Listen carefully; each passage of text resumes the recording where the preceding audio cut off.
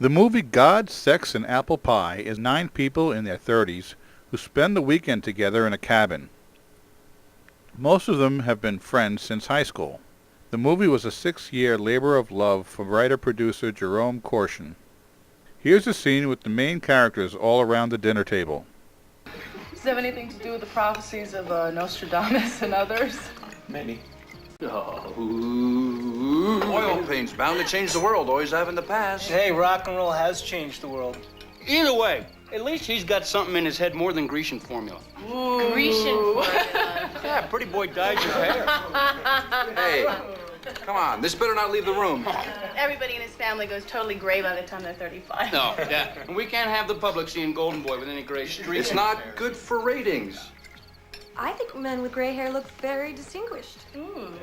Yeah, I mean, everybody's too obsessed with image today anyway. What? I'll say, guy loses a little hair, gets a little out of his shape, and boom, he can't get a date. A little bit. Oh, fine. Up yours. Up yours. Ron, what planet are you from? At least I'm from a planet. At some points, I felt like I was watching a movie about the Breakfast Club kids all grown up.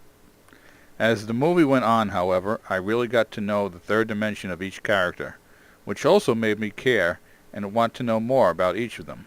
I mean, remember when we were kids, the only thing we ever worried about was growing up and who we were going to ask for the dance. What, are you longing for your childhood? No. I just think that life used to be a lot easier when we were younger. That's all. Maybe things would seem a lot simpler now if our generation had a purpose. I don't think that we who've grown up in the 70s and 80s have a voice, or at least one that's been heard from yet.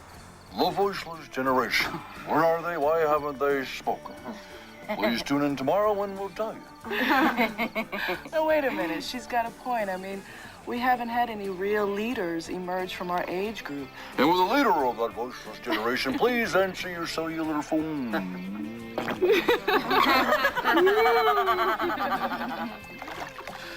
We're all very content in our material desires.